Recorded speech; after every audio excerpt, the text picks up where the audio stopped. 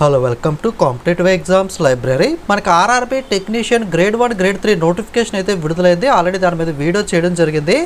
అలాగే మనకి assistant loco పైలట్కి సంబంధించిన సిబిఐటి డేట్ కూడా మనకైతే ఇవ్వడం జరిగింది. ఆ రెండు అప్డేట్స్ అయితే ఈ వీక్లో వచ్చాయి. ఎవరైనా మిస్ అయితే ఒకసారి చెక్ చేసుకోండి.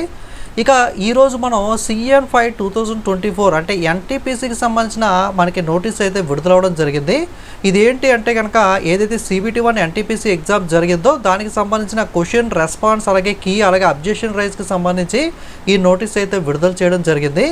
ఎవరైతే మనకి గ్రాడ్యుయేట్ లెవెల్ ఎగ్జామ్ మనకి జూన్ 5 నుండి మనకి జూన్ 24 దాకా జరిగిన ఎగ్జామ్స్ మనకి రాశారో వాళ్ళకి సంబంధించిన మనకి ఆప్షన్ అయితే మనకి ఇవ్వాల్సి అయితే ఉంటుంది కదా. వాళ్ళ క్వశ్చన్ పేపర్ చూసుకోవడానికి కీ అనేది చూసుకోవడానికి అలాగే ఏదైనా అబ్జెక్షన్ ఉంటే రైజ్ చేయడానికి. సో దానికి సంబంధించి మీకు లింక్ అనేది రేపటి నుండి అయితే యాక్టివేట్ అవుతుంది. జూలై 1 నుండి జూలై 6వ తారీఖు దాకా మీకు లింక్ అనేది అయితే ఇస్తారు. ఆ లింక్లో మీరు లాగిన్ అయిన తర్వాత ఓకే మీ యొక్క క్వశ్చన్ పేపర్ అనేది మీరు అయితే చెక్ చేసుకోవచ్చు. ఆ క్వశ్చన్ పేపర్లో కరెక్ట్ ఆన్సర్ ఏంటి, ఆ క్వశ్చన్కి మీరు ఏం ఆన్సర్ చేశారో అలా డీటెయిల్స్ అయితే ఉంటాయి.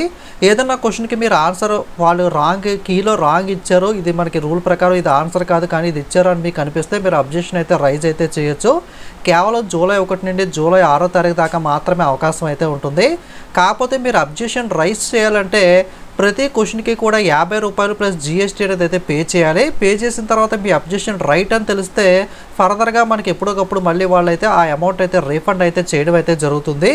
ఓకే, సో మీరు UPI, net banking, RuPay, credit card మనకి యూస్ చేసి అయితే అబ్జెక్షన్ అనేది అయితే రైజ్ అయితే చేయొచ్చు. ఓకే, మీకు కేవలం జూలై 6వ తారీఖు దాకా మాత్రమే అబ్జెక్షన్ రైజ్ చేయడానికి అవకాశం అయితే ఉంటుంది. కీ చెక్ చేసుకుని దాన్ని బట్టి మీకు ఎన్ని మార్కులు వచ్చాయి ఏంటి అనేది అయితే మీరు చూడొచ్చు. సో ఈ అబ్జెక్షన్ అనేది రైజ్ చేసిన తర్వాత మళ్ళీ వాళ్ళు చెక్ చేసి ఫైనల్ కీ అనేది విడుదల చేస్తారు. ఫైనల్ కీ విడుదల చేసిన తర్వాత మనకి రిజల్ట్ అయితే డిక్లేర్ చేయడం అయితే జరుగుతుంది.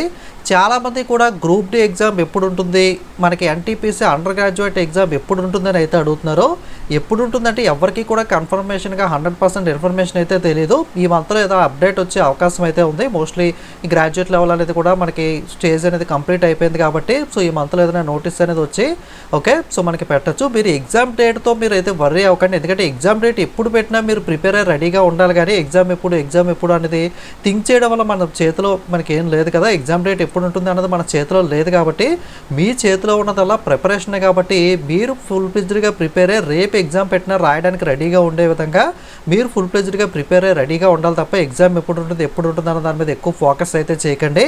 మీరు మీ వంతు ప్రిపరేషన్ అనేది ఫుల్గా కంప్లీట్ చేసి రెడీగా ఉండండి. ఏదైనా అప్డేట్ వస్తే మీకు వెంటనే తెలియజేయడానికి అయితే నేను ఉన్నాను కదా.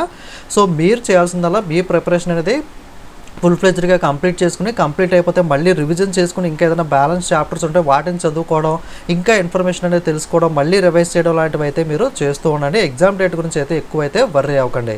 ఓకే, ఇది మనకి అప్డేట్ అనేది. వీడియోని లైక్ చేసి మీ ఫ్రెండ్స్కి కూడా షేర్ చేయండి, వాళ్ళు కూడా ఇన్ఫర్మేషన్ అనేది తెలుసుకుంటారు. Okay, thank you.